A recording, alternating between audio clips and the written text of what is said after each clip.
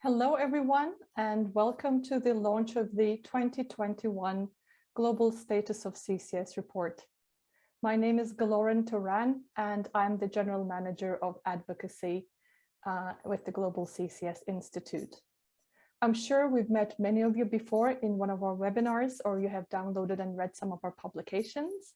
But in case you're not familiar with the Institute, we are an international think tank that aims to accelerate the deployment of CCS as a vital climate technology. We're backed by more than 100 members around the world, including governments, businesses, and NGOs. Before we get started with today's event, I would like to encourage all of you to join in our online discussion as we live tweet from the event. You can follow us on Twitter at Global CCS, and please use the hashtag at Global CCS 21. We will make a recording of this event available in a few days on our website as well. Today, we have a very packed agenda. We will kick off with introductory remarks from the CEO of the Global CCS Institute, Jared Daniels. Then I will give a brief presentation on the key findings of the report. This will be followed by a panel discussion with speakers, leaders from the government and industry, including the US Department of Energy, ADNOC, and Heidelberg Cement. This discussion will be moderated by the Institute's General Manager of Client Engagement, Jeff Erickson. And now, without further ado, I would like to invite the CEO of the Institute, Jared Daniels, to give his introductory remarks. Over to you, Jared. Wonderful. Thank you, Galoran, and good morning, good afternoon, everyone, and welcome to the launch of the Global Status of CCS 2021 report. I'm delighted to be here with you today as the new CEO of the Global CCS Institute, an organization that many of you know very well. Having worked directly with the Institute for many years as a government official, I am proud to have the opportunity to lead the Institute's talented team as we work to advance CCS deployment globally. When I look over the past 20 years of my career in clean energy and sustainable development, now is truly an exciting time for CCS. The CCS pipeline has been growing consistently since 2017, averaging a 30% growth rate per year. It is now seen as a critical element for meeting the climate challenge, with immense versatility in its applications, both for mitigating emissions and for carbon dioxide removal. We see building momentum in the number of both governments and private company leaders supporting CCS. To me, this feels like we're at the cusp of the next stage for CCS deployment at scale. Indeed, as you will hear from Galoran, there are currently 135 facilities in the CCS pipeline. However, if we are to meet our climate targets and achieve climate neutrality, we will need to scale global CCS capacity by a factor of 100 by 2050, requiring around $1 trillion US of investment over the next 30 years. This may sound daunting, but it's not beyond the capacity of the private sector to accomplish. What is absolutely critical is that public and private sectors work hand in hand to put in place appropriate policies that can drive and unlock investments. At the Institute, with our strong, diverse membership, including governments, businesses, and NGOs, and our global convening capability, we stand ready to help facilitate these partnerships. This year, we're releasing our flagship report several weeks ahead of COP26, a critical point in our climate journey. As the conference gets nearer, we expect to see more countries commit to net zero targets. And we hope the information included in the status report will strengthen the case for more countries to include CCS in their medium-term plans and long-term strategies. Before handing back to Galoran, let me say that I am looking forward to engaging with many of you in the weeks, months, and years ahead as we work together to accelerate the deployment of CCS around the globe. Thank you for the attention, and Galoran, back over to you. Thank you very much for these remarks, Jared. Could I have the slides, please?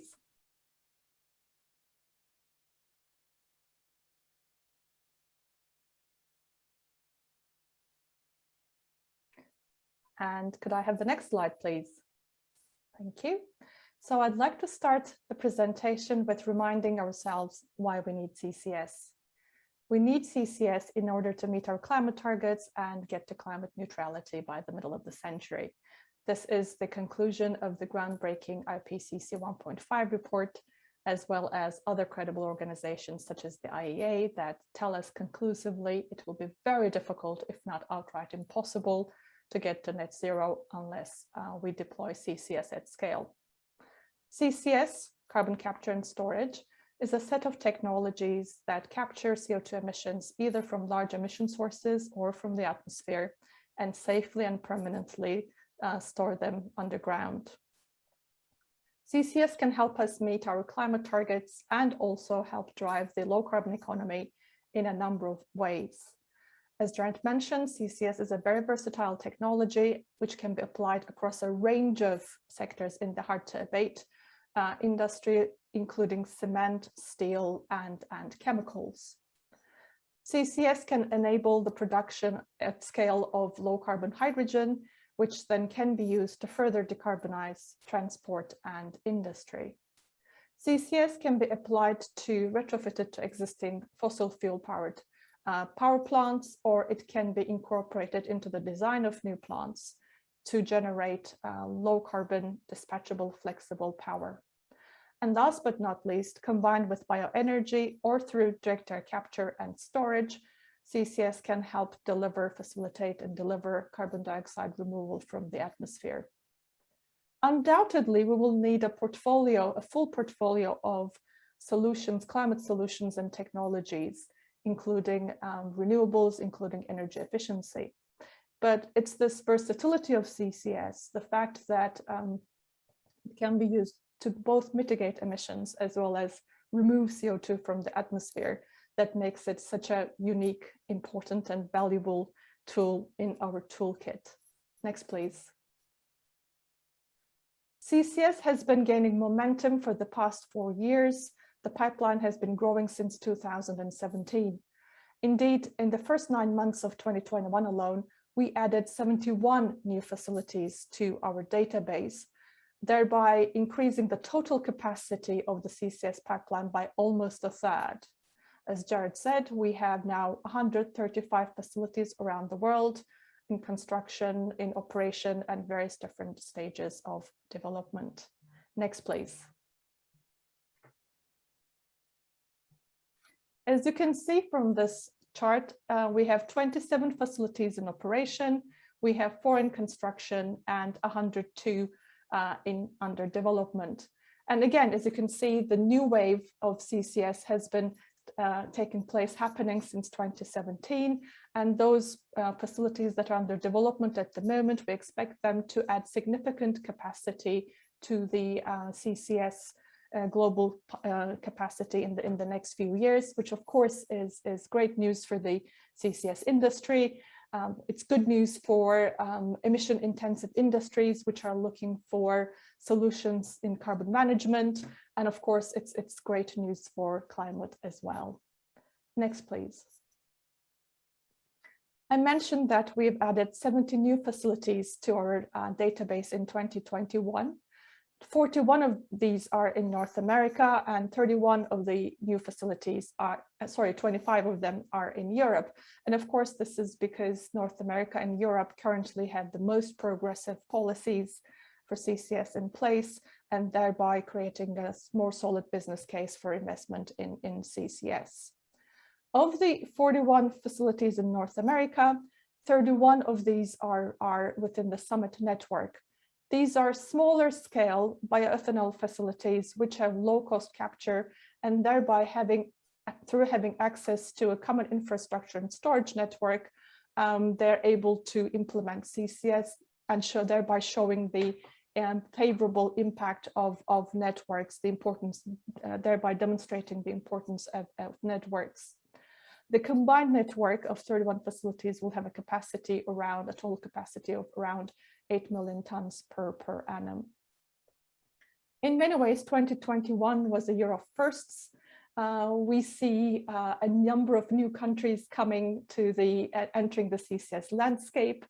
And among these are, and I'll read from the slide, Belgium, Denmark, Hungary, Indonesia, Italy, Malaysia, and Sweden. We're also seeing new applications for CCS. We're seeing the first CCS application in LNG, and this is not in gas processing, but in liquefaction plants. We're seeing the first commercial direct air capture and storage facility in Europe. And of course, we're having the first commercial CCS facility which has started construction, and we'll hear more about it in our panel discussion. Next, please. So when we look at the drivers of CCS momentum, undoubtedly the key driver is the adoption of more ambitious climate targets and action. Net zero commitments made by more than 100 countries and by thousands of companies has driven home the necessity of CCS. And this has kickstarted a virtuous cycle whereby governments around the world are strengthening policy support for CCS. The private sector, seeing the strengthening business case for CCS, is stepping up, is responding by advancing new projects, developing new business models, and entering into strategic partnerships across the value chain. This has given rise to CCS networks as the preferred method of deployment. As we know, CCS networks help to reduce risk and reduce costs. And currently there are more than 30 CCS networks in development around the world. The role of CCS, of course, also in terms of facilitating production of low carbon hydrogen and carbon dioxide removal is also being an important driver for behind the momentum. And of the 71 new facilities added to the database, 18 of these are in the production of blue hydrogen. Next, please. So this map shows CCS facilities, commercial CCS facilities around the world. Red dots are those facilities that are already operating, and blue dots are facilities under development. Just looking visually at the map, it's very clear the concentration in North America and Europe. However, as I'll show later, there's activity going on in other parts of the world as well. Next, please. And this is the CCS facility pipeline in a table format by geography. As I mentioned, North America leads the CCS league table. It's got 16 facilities that are already operating and some 60 under development. Europe has only 3 operating facilities at the moment, but again, it's got a very strong pipeline with 35 facilities under development. And other regions are perhaps not as advanced, but we expect to see a rising number of facilities all around the world in the next few years in response to strengthening climate policy and other business drivers. Next, please. And this graph shows CCS pipeline by application. And of course, what's visible from this slide is the diversity of CCS applications. We see CCS applications in hard-to-abate industries, cement production, steel production. We have CCS in lower cost, capture cost applications such as natural gas processing, fertilizer and chemicals production, ethanol production. Of course, we have CCS in power generation, both coal and gas. And we have hydrogen production and applications, technology-based carbon dioxide removal applications through direct air capture, through bioenergy, and of course also waste to energy. What is also interesting is if we look at the earlier applications of CCS, those red dots, those were predominantly in what we call the low-hanging fruit, those sectors which had low cost of capture, such as natural gas processing. But when we look at the facilities under development, we see a much greater variety, and we see CCS facilities being advanced in applications such as power generation, which have been historically thought of as high capture cost sectors. This shows the strengthening business case for CCS around the world, as well as the costs, capital costs coming down steadily over the years. Next, please. Let's look at CCS walk through some of the key regions, starting with North America as it leads the CCS scoreboard. I mentioned that more than 40 facilities have been added to our database in 2021. But undoubtedly, the biggest news coming out of North America was the US is rejoining the Paris Agreement, which of course sends a very strong signal of commitment to climate action, and also strong investment signals for CCS. The US passed the Energy Act of 2021, which authorized more than $6 billion of funding for CCS projects to 2025. There are a number of currently major bills introduced in the Congress, in front of the Congress, and if passed, these can augment the 45 tax credit potentially up to $85 a ton. Across the border, similarly, in Canada, in the current budget, there's a proposal to include a tax credit for CCS projects, and there are proposed regulations for CCS to be included in the clean fuel standard in a way that's similar to California's low carbon fuel standard. Next, please. Looking across the ocean, Atlantic Ocean to Europe, of course, in Norway, the government has given the green light for the flagship CCS network, and which is now under construction, elements of which is under construction after a 10+ year hiatus in Europe. A CCS project, in fact, a network is under construction, and we heard from the Norwegian state minister yesterday that both in the capture and in the storage parts of the network, construction is almost close to 20%, more than 10%, almost close to 20% complete. When we look at EU more broadly, of course, EU's climate neutrality target and the ambitious 2030 emissions reduction target, combined with strong and strengthening carbon price, is helping to drive the business case for CCS. In addition, and in parallel with this, EU's 20 billion euro innovation fund is being a strong funding source for CCS projects. In the first call of the innovation fund, there were more than 60 projects that applied that got a CCS component, and several of these have progressed to the final assessment round. In the UK, where I'm based, the government is announced and is aiming to establish 4 CCS networks by 2030, capturing 10 million tons per annum, with £1 billion allocated to support CCS development. And we're waiting to hear about the first 2 projects quite imminently within the next week or 2. Again, in Netherlands, the Dutch government allocated more than 2 billion euros through the SDE++ scheme to industrial capture facilities in the Port of Rotterdam network in the Porthos project. Next, please. Moving to the Asia-Pacific region, I think the most significant news from this region is the announcement of 3 CCS projects for the first time in Indonesia and Malaysia. So these countries have entered the CCS landscape of commercial CCS projects. 2 of these are in gas processing, and 1 of them is in blue hydrogen production.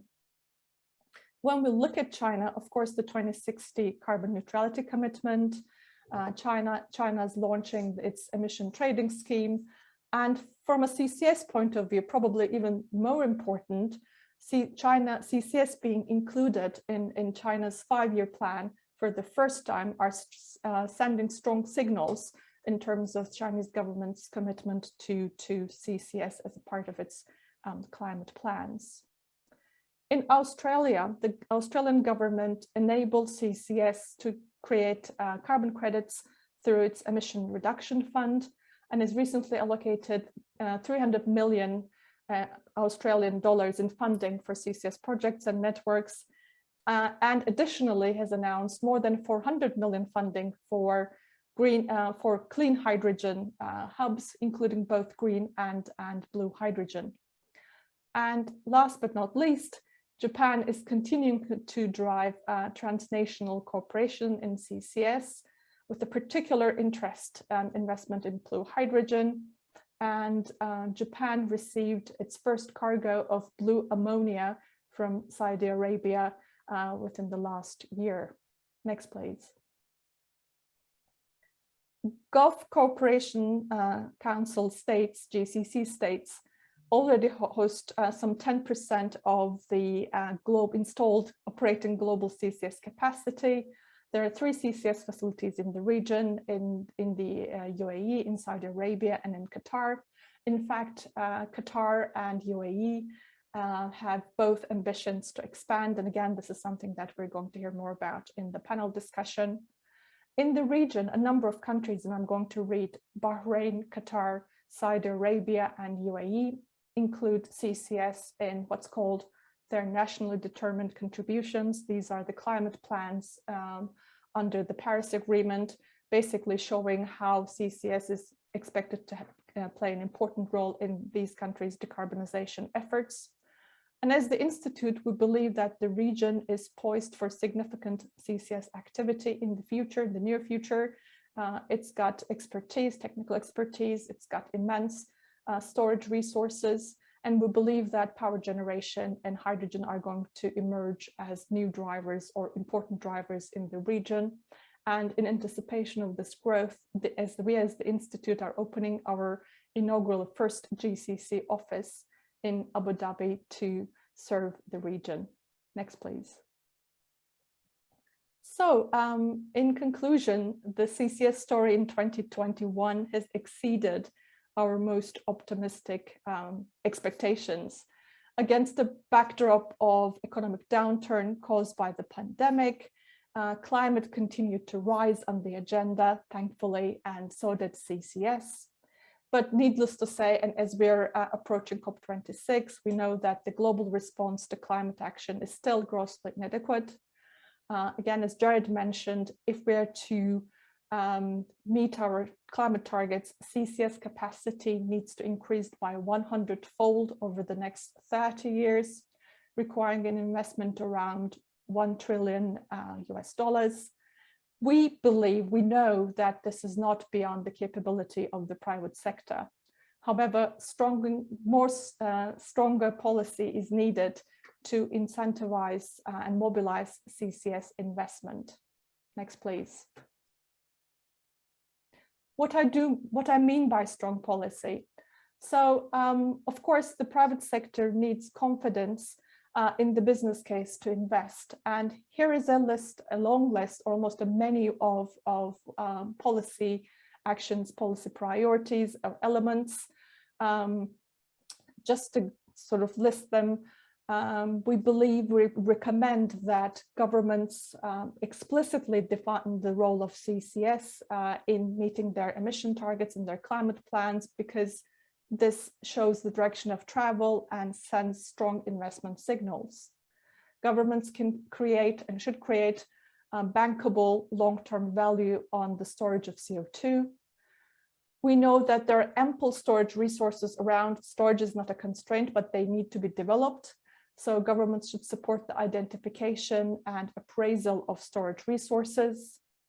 They should develop specific CCS laws and regulations, clear laws and regulations, particularly as it relates to CO2 storage, that they should ensure all elements, all abatement options are on the table, including CCS. They should facilitate and encourage opportunities for investment in CCS network and infrastructure. This is a no regrets option. And if necessary, when necessary, provide capital grants or low-cost finance. To end on a positive note, we're already seeing a lot of these actions being implemented across the world to different extent in by different governments, and it's starting to show results. What we need now is more urgency, a lot more urgency. With that, I would like to conclude our presentation. Thank you, everyone. And next slide, please. You can download the report at our website, www.globalccsinstitute.com. Thank you. And with that, I would like to invite Jeff Erickson, please. Jeff, over to you.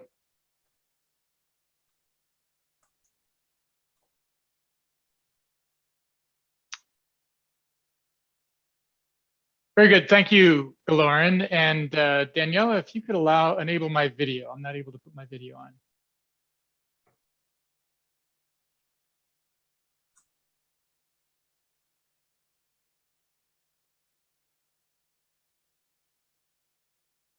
Okay.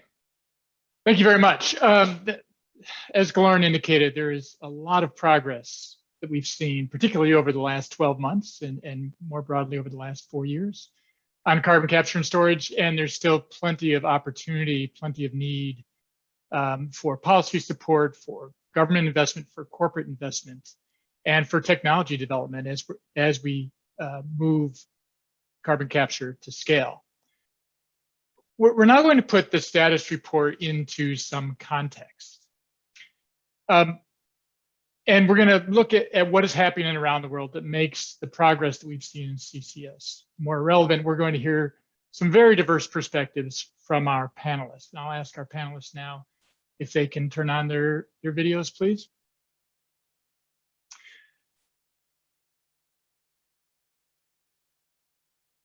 And Ben, if you can show the slide as well. So we have 3 panelists this morning and this afternoon. We have Dr. Jennifer Wilcox. She's the Acting Assistant Secretary for the U.S. Department of Energy, based in Washington, D.C. Mr. Omar Abaid El Nasri. He's the Chief Executive Officer of the Abu Dhabi National Oil Company onshore, based in Abu Dhabi. And Mr. Jan Tulin, who is with Heidelberg Cement. He's the Group Director for Alternative Resources. So very pleased to have our panelists with us today. And I will first start with Dr. Wilcox. And Dr. Wilcox, if you haven't, I don't see your video on, so if you could turn your video on, please. And Danielle, please enable that. I'll ask Dr. Wilcox first if you can comment on the urgency of addressing climate change, and then talk more about the role of CCS in addressing it and what DOE is doing to advance CCS. Over to you, Dr. Wilcox. Absolutely. Thank you, Jeff. Do you see my video now? Yes, very good. Thank you. Okay, great. First, I just want to thank the Global CCS Institute for inviting me to take part in this panel, and thanks to everybody for joining us today. And as I noted when we spoke back at the Institute in May, we have very little time left to avoid some of the worst impacts of the climate crisis. And this urgency was underscored in August when the IPCC released its 6th assessment report, which warned that absent deep cuts in carbon dioxide emissions, the average global temperatures will exceed 2 degrees C above pre-industrial levels. Carbon capture and reliable storage, along with carbon dioxide removal technologies, will absolutely play a critical role in our response to this crisis. And for the last roughly 20 years at the Department of Energy in the US, we've been focused on carbon capture technology investments in the power sector. In the past 5 years, more specifically, we've invested $1.2 billion to develop carbon capture and storage technologies. DOE's budget request for the next year is asking for a 60% increase in federal investment in research and development for carbon capture, reliable storage, conversion of CO2, and its removal from the accumulated pool in the atmosphere. And this is up to $368 million just in FY 2022. Going forward, we want to expand our efforts to capturing carbon emissions from committed infrastructure that's expected to persist through mid-century, like natural gas-fired power plants, and also harder to decarbonize industrial sectors like hydrogen production, cement, and steel production. Earlier this year, the Department of Energy invested $75 million for R&D on front-end engineering design studies for carbon capture specific for the natural gas power sector and also these industrial sectors. We're also focused on improving carbon storage and operational efficiency, as well as understanding of the overall cost and de-risking strategies to reduce those costs. And these are all critical to enabling and supporting a CCS industry that's safe, economically viable, and environmentally responsible. We're also leveraging the work that we've been doing in CCS to help advance direct air capture in particular. Since January, our office has invested $33 million, and in June, a variety of projects were awarded to help create tools that will increase the amount of CO2 captured using direct air capture, decrease the cost of materials, and also improve the energy efficiency of carbon removal operations. At the Department of Energy, we also welcome the opportunity to work with the Global CCS Institute and our partners around the world to develop and deploy technology solutions like CCS and like carbon dioxide removal to meet the challenge and ensure that the Earth is a livable home, not just for us, but for our future generations as well. So again, thanks again for the opportunity to say a few words today, and I'm looking forward to our discussion. Great, thank you, Dr. Wilcox, and we'll come back to you in a few minutes with some additional follow-up questions. But first, we want to move to Mr. El Nasri. Mr. El Nasri, if you could turn on your video as well. ADNOC has made headlines around the world 5 years ago when the El Riata CCS facility went into operation. And El Riata captures and stores about 800,000 tons of CO2 each year from a steel plant. So my question for you is, why has ADNOC invested in CCS? And if you could, please describe the strategic value of carbon capture to ADNOC's business. First of all, of course, thank you, Jeff. And I really would like to take this moment to thank Global CCS Institute for the kind invitation. And it's really a pleasure to be here with you all today with my esteemed peers on this panel. Yes, you are right. Riyadh is very strategic to us. One of the core investment drivers and primary factor is our commitment to reducing greenhouse gas emissions. And also, we coupled that with continuous push to maximize value from our fields and meet our objectives to free also natural gas to be used for natural resources. Riyadh is really important element as part of ADNOC value chain, because we would like to utilize all of our existing infrastructure to unlock new opportunities to capture CO2. And with CCUS, the most viable available technology, which will help us reach to our sustainable goals. Just last week, the UAE became the first country in the Gulf to commit to a net zero carbon emissions by 2050. And that is really welcomed by ADNOC, and we are happy to participate in this drive and to continue our pursuit, building on our Riyadh facility. Riyadh currently, as you said, captures 800 tons of CO2 per year, with a sequestration equivalent of nearly 1 million acres of forest. Therefore, and we saw really also our partners, our international partners, joining our efforts in order to expand not only one fold, but multiple folds, utilizing our existing infrastructure in order to expand CCUS. And soon, as I hinted earlier, during the coming few months, we will announce concrete projects already available in our business plan in order to expand multiple fold in CCUS. We saw the value and we really would like to continue. And we are also doubling down when it comes to capturing the whole CO2 ecosystem, from utilizing it for EOR or enhanced oil recovery, and also recycling that CO2 to ensure that it is kept out of atmospheric air. It's also, as a to end my note, it's really important, as mentioned by my peers, to have a CO2 ecosystem that is certified, unified approach, in order to encourage everyone to participate in this great transition toward a more zero carbon objective. It's really important for us to help each other to reach that target. And ADNOC will continue to be one of the least carbon intensive oil and gas company in the world. And we believe that in order to reach to zero carbon, the transition has to include the least carbon intensive reliable energy source available in our to our market and across our stakeholders. Thank you. Back to you, Jeff. Yes, sir. Thank you, Mr. Al Nasri. And again, we'll come back to you in just a couple of minutes with some follow-up questions. I find the Al Riyadh facility and system really fascinating. It's certainly unique in the world as being the only full-scale CCS project on a steel plant, and there's other elements of that that just make it really interesting. So I'm certainly looking forward to the additional commitments and plans that you'll be making in the next few months. Over to then Mr. Tulin.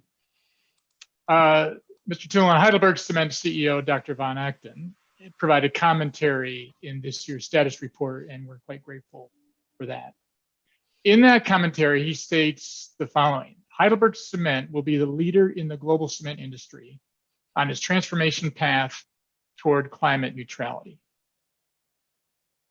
And what I'll ask of you as a way to start is, can you explain why the company has made this commitment? What's the business case in being the cement industry leader? And then how does CCS fit into your strategy? Yes, thanks. Thanks a lot, Jeff, for this opportunity to address here during your launch event. We are a young member of the GCCI, but we are representing the hard-to-abate sector, which means for us that we have to work hard to get there. And why we took this commitment, let me first explain what is very typical for our industry. So first of all, our cement is used in concrete, and concrete is the second most used commodity in the world for building our society. So there is a volume aspect in it. And secondly, 2/3 of our emissions are related to process emissions, which are unavoidable linked to the use of the raw materials.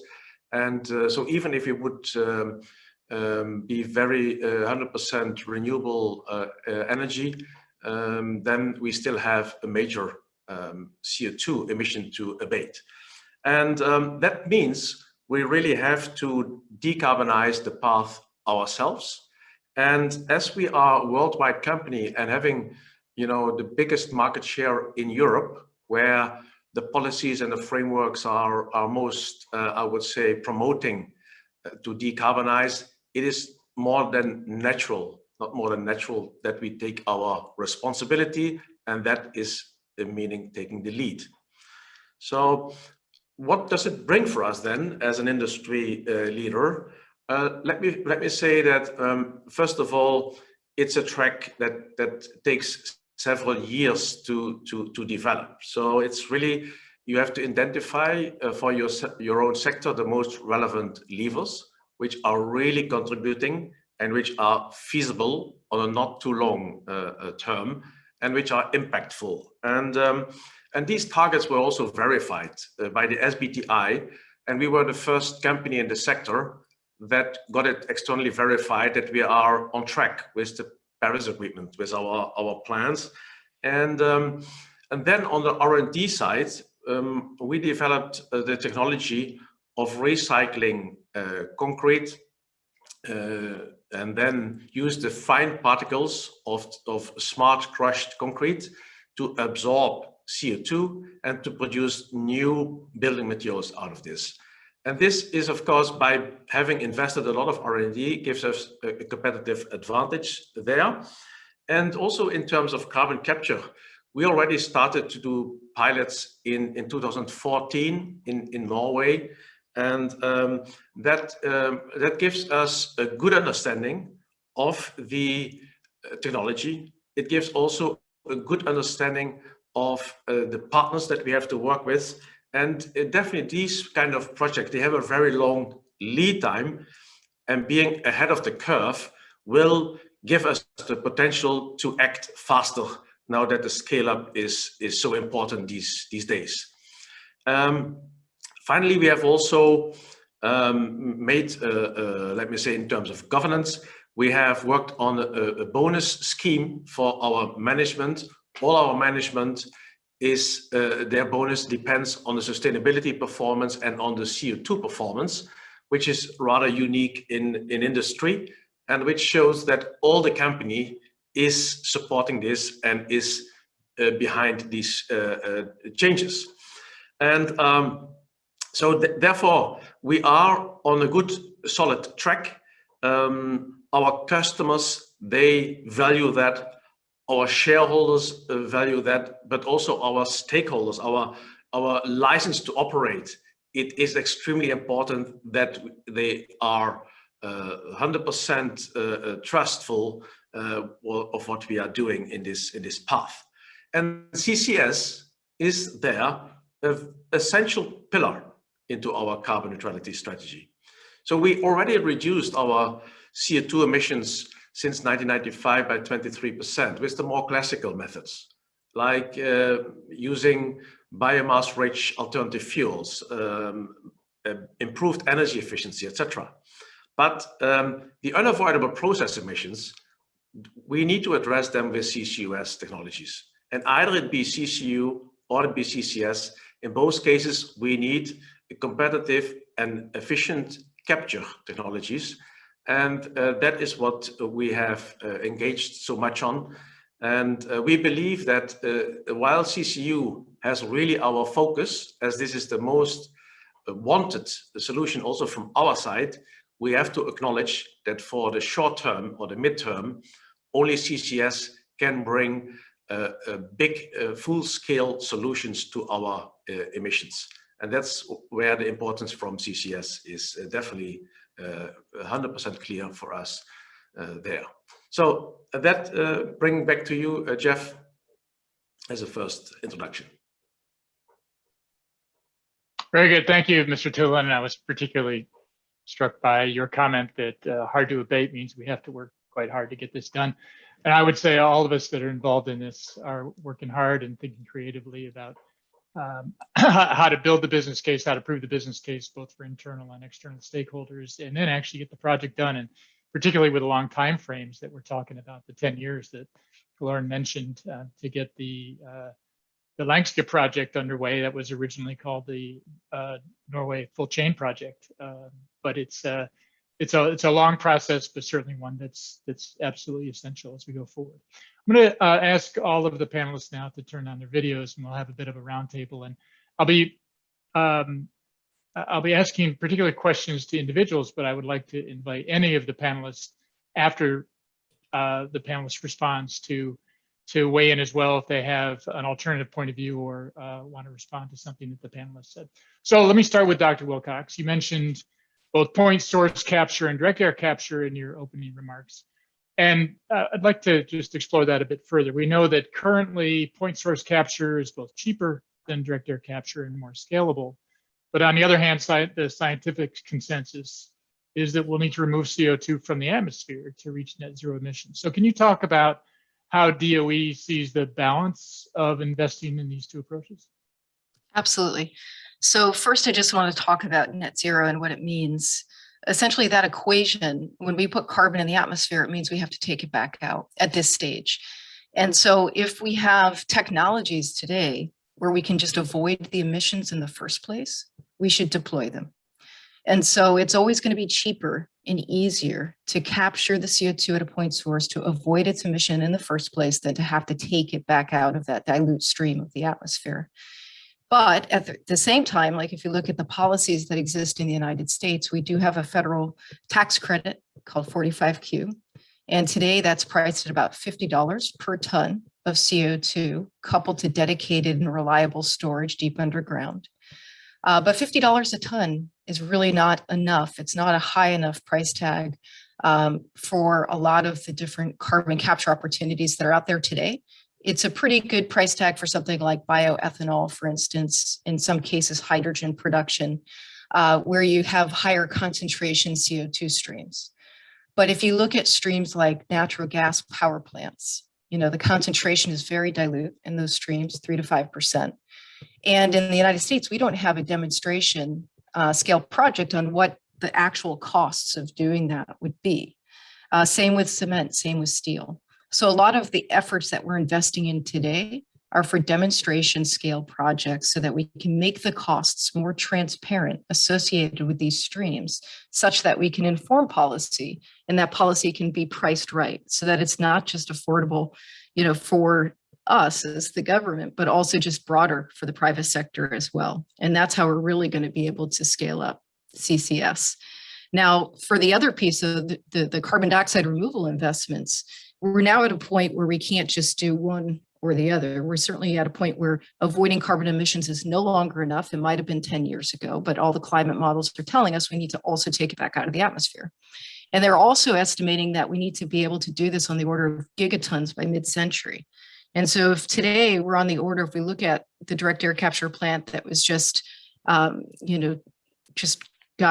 was publicized last week in Iceland, that's capable of 4,000 tons. That's the Orca plant, Climeworks. Well, thousands of tons to getting to gigatons in 30 years is pretty significant growth. And so we need to be able to invest in the CDR technologies today also so that they are at the scale that we need them to be in order to meet net zero. So we are doing both at the Department of Energy, but we absolutely are prioritizing technologies that are ready to be demonstrated today for the sectors that have not received a lot of attention. Yeah, great. That was really helpful. Let me shift for a minute from conversation about technologies to one about markets. And this is directed to Mr. El Nasri. Just want to know what you're hearing from your customers, your investors, other stakeholders about decarbonizing your operations in the oil industry, as well as your products. And related to that is there a premium for low carbon products, or is that the new baseline expectation? And you just have to do that to stay competitive? Well, Jeff, as the global energy landscape continue to evolve, and especially now the recent events and the energy crunch, basically it's a wake-up call for all of us to continue our aggressive effort to meet our the baseline expectation to provide a low carbon products from reliable fuel sources. That appetite, we are seeing very positive signs. There is a huge hunger in the market. On this front, ADNOC is fortunate to occupy a unique position as both leading a low-cost, low-carbon energy producer, and we are pursuing new innovations to ensure that our products meet our customers' baseline target of low-carbon products. In fact, over the last 5 years, we've done in ADNOC Onshore alone. We've reduced our cost by 25% with initiatives to lower not only our cost but also our carbon footprint. So that pursuit is there, the appetite is there, and I strongly believe it is becoming the new baseline as we progress along the way. Right, thank you. And Mr. Tulin, you mentioned stakeholder expectations. Can you address the same question with respect to what you're hearing from your customers? You mentioned license to operate from I suppose, both your customers, your shareholders, and other stakeholders. Can you address a bit more Heidelberg's perspective on that? Yeah, I think it's obviously very clear that that our stakeholders do expect that we are Paris compliant. And it's not enough to make a nice statement for it. It is important to show how you are doing this, how are you defining your roadmap, and then you have to demonstrate how you are making steps to really execute that roadmap. And this means that it's very important to be very transparent on your portfolio of initiatives that you have and how they can lead to carbon neutrality. And this is where we think, on the one hand, you have let me say, the scientific world, like the SBTI, who represents and CDP, etc., who represent that angle. But our investors, they are asking daily questions. How are we tackling this? And we need to be transparent and very, let me say, clear how we are going to reach it and to have it substantiated with real concrete projects. And this is where we also then link to, let me say, our project in Norway with the Brevik facility, where we put the first CCS project in cement world into application. Of course, that's a substantial reduction for that specific plant, but it's important that this creates the basis for future investments further on, because we have 70 plants around the world that we need to decarbonize, not only one, and not only one located nicely in Norway. So this is what is really expected from our investors as well. Right. So then let me turn the question to Dr. Wilcox. If you could just take the perspective of the government's role in customer pull for low carbon products. Maybe talk a bit about the U.S. government's view on procurement of low carbon products. Sure. This is something that we're looking at and examining to understand what that impact could be. You know, as we're making too, just the pledge of net zero and what that means. Again, it's always easier to avoid the emissions rather than having to put them back out. And so looking at low carbon cement, low carbon steel, low carbon fuels, and you know, even concrete, which we haven't talked too much about, but cement, of course, is an ingredient in concrete, and so is sand and gravel. And when you look at sand and gravel, it's actually an opportunity to lock carbon away through a synthetic aggregate. And so when you look at all the infrastructure that we're ultimately having to build or rebuild and advance in the United States, there's definitely an opportunity to use these low carbon supply chains as levers to be able to drive that early stage impact. And this is something that we're looking at. Right, often overlooked lever for driving CCS and other technologies to scale is that government procurement angle. But I know that many states in the U.S. and the federal government, as well as other governments around the world, are looking at that. I expect we'll see more of that going forward. I hope so. The other thing I'll mention, though, about that is the private sector. You know, you see a lot of the corporations making net zero goals today, and you recognize that their indirect emissions, like steel and cement, are very hard for them to control, and those low carbon supply chains don't exist today. And so they're purchasing carbon removal offsets. You know, so one thing that we're also trying to strategize is, can we form public-private partnerships in order to really help, again, as another lever to try and advance some of these early stage pilots and demos. Right. And let me just stick with the idea of low carbon products for a minute, over to Mr. El Nasri. Earlier this year, ADNOC announced a blue ammonia production facility to provide low carbon ammonia utilizing CCS. And you have an agreement with Impex in Japan for them to purchase the product. Can you say a bit more about that project?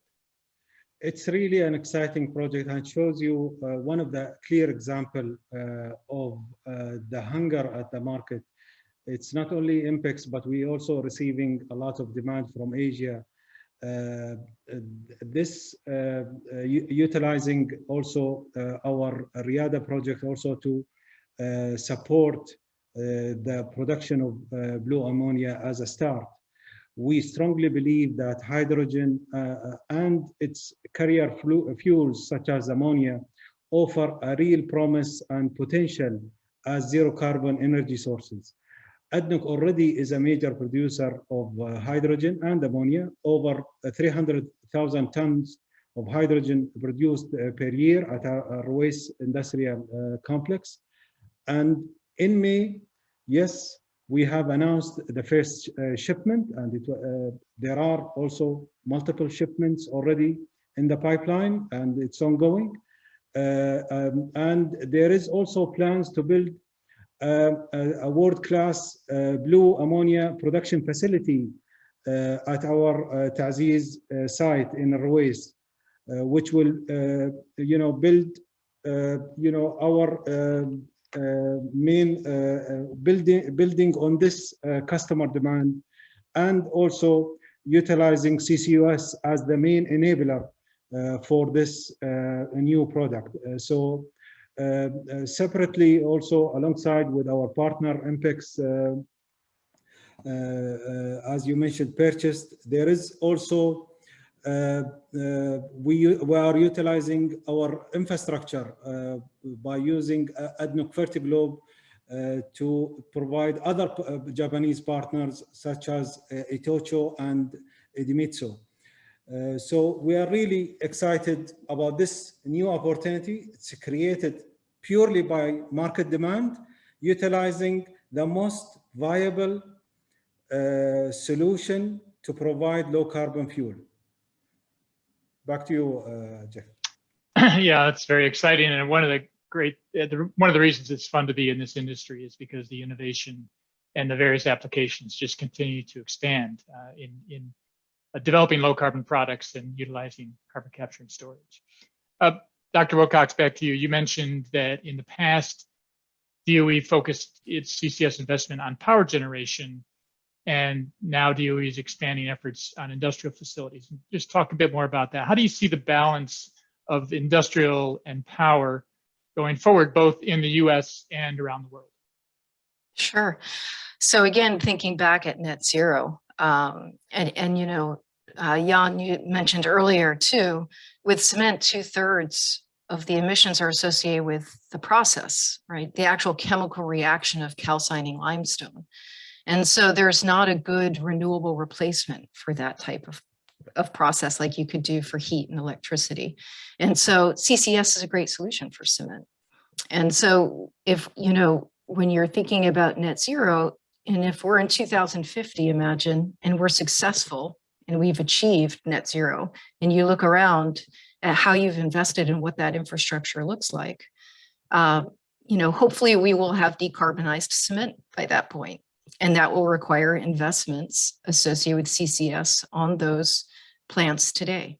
But also, one of the things we're looking at in terms of power is what's going to be around, at least in the United States, in terms of power generation using fossil as a feedstock. And so we have to look at the ages of the plants today, not just drawing the box around the plant itself and looking at reduction of carbon, but the supply chain of the fuel that goes into the power plant. And so if it's natural gas, making sure that the natural gas supply chain is leak tight, because methane is also important, and minimizing the emissions associated with methane is critical. And so, this is what we're looking at right now, is really imagining that we are in 2050, imagining what that infrastructure looks like to have success of net zero.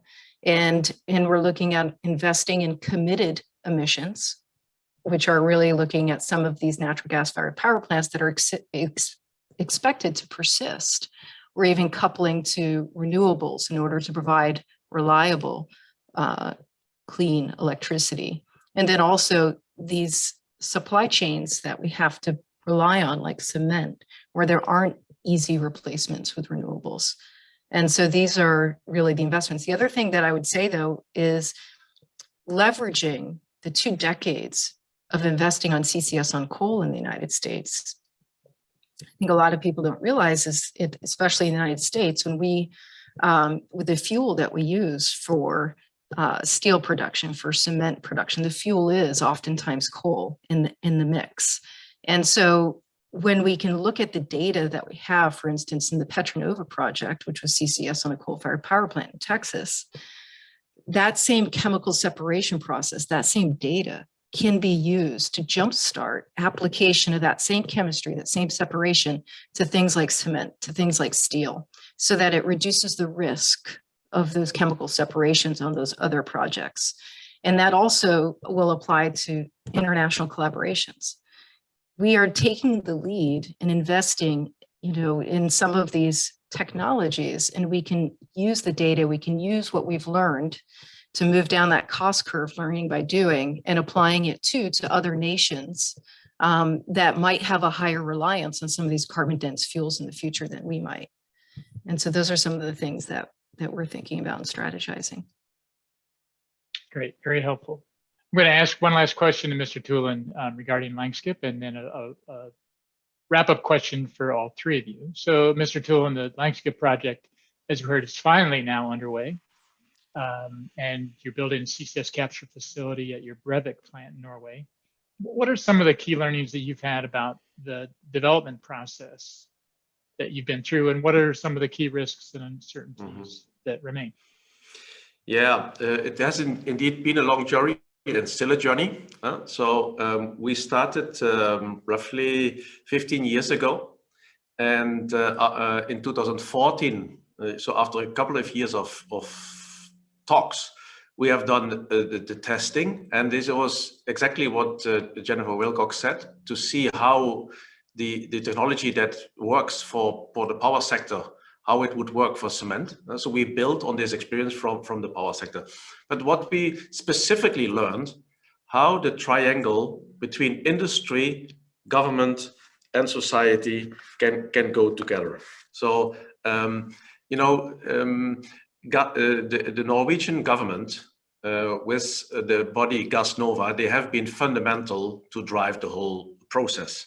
At the same time, the NGOs in representing the society have also played a fundamental role to close the triangle, and we as industry could concentrate on that what we are good at, and that is developing technology that fits our plans. And I think it is a unique example how these three entities have to team up, each time making a step, showing your commitment, asking the commitment from the other parties. Are we going in the right direction? And this we see now, we can go much faster in other countries, because we know how important it is to collaborate in that direction. And this is really, really helpful. And when it comes to remaining risk, I would say the main risk is to manage expectations. It's so much in the news. It's as if the plant is already operating and it will go, like easy. It's not. It will be our first full-scale demonstration plant for carbon capture. We are facing now with the construction next to a cement plant which has to operate 24/7. We are building a complete new facility, and then we are going to commission it. So, everyone thinks, okay, the job done, what's the next project? It's not job done. We are a lot of challenges ahead, so we should manage our expectations very carefully, both to governments, to society, and to our own industry. That's what's ahead of us, I think. Yeah, excellent advice. So I'm going to ask one last question for the panelists, and I'll start with Dr. Wilcox. What should we all expect from governments, from business, from customers and consumers to accelerate deployment of carbon capture and to address the climate crisis more broadly? Sure. Expectations. One thing I will say is one hope that I have as I'm in this position is increased transparency. I think that will be significant, and it will also help us to build trust. One thing that we're also doing, we didn't get a chance to talk about this today so much, but I'll mention it, is engaging in frontline communities and getting buy-in from regions, from folks that have not necessarily been around the table to be part of these discussions, to really understand how our investments will lead to benefits in communities that have often been left behind in the energy transition. And so this is something that we're definitely active in. And I think that, I hope that in a transparent way and offering that too, that will just help with the collaborations internationally. And that goes to also the supply chain piece too that we've been talking about. If a customer wants to have access to a low carbon supply chain, the transparency of the emissions associated with the extraction, the transport, the conversion to making that material is going to be really important. Just like the food we buy, we kind of know what goes into it. I think it's going to be really important to be able to have that transparency for customers as well. All right, thank you. And Mr. El-Nasri, your answer to the question, what should we expect from government, from business, from customers and consumers? as mentioned by my peers, collaboration is key. Transparency also is really key.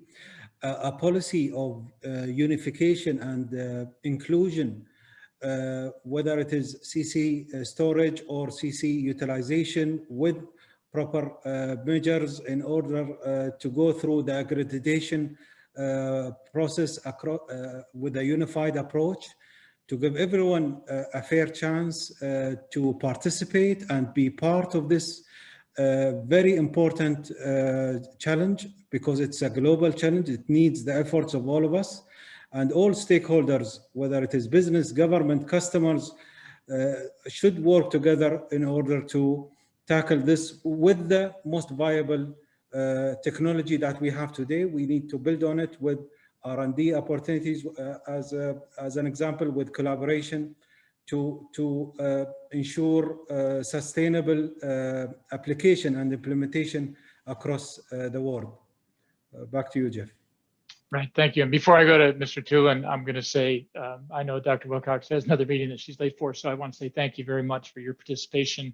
Feel free to check out as soon as you need to before we wrap up. Thank you. And then over to Mr. Tulin. What's your view on what we can expect from government, from business, and from customers? Yeah, let me say from cement is the end customer is often a bit further away. We are business to business business, and let me say, and the role of public procurement for low carbon, create demand for low carbon products, that's very important, because that will give an example, that will lead the way, and that helps next to, let me say, funding of the cost. Because finally, the product that is a low carbon product, it has simply a higher value than the regular product, and that has to be recognized. And I think while we're going there, I think that from governments, we expect that they join the forces to, for example, build up a pipeline infrastructure. We are, there is a cement industry here, there's the lime industry, there's the steel industry, and we all need the same pipeline infrastructure.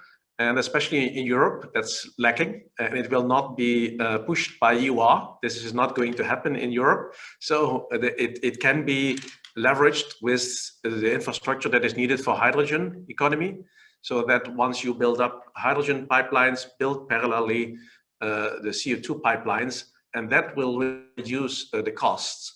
And then let us work as industry on bringing the cost of our capture technology down. We will manage. Because we are engineering, and then we can make more applications with less government funding, because that is what has to fade out. Although we still need it now in a kind of contract, carbon contract for difference approaches. These are very helpful now, but we need to see this as a temporary measure. Great, thank you. Mr. Tulin, and while Glorin in her presentation mentioned the need for policy support, what I heard from all of you is collaboration, engagement, transparency, and managing expectations. So that's a great way to finish. So let's do that now. I want to first thank all the panelists for the great insights that you provided. And Ben, if you could put the next slide up, please. There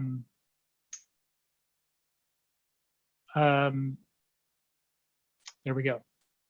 Thank you. So if you'd like to download the status report, you can go to globalccsinstitute.com in order to download that. If you missed any of today's event, or if you want to have some of your colleagues view it, a full recording will be available on our website over the next few days.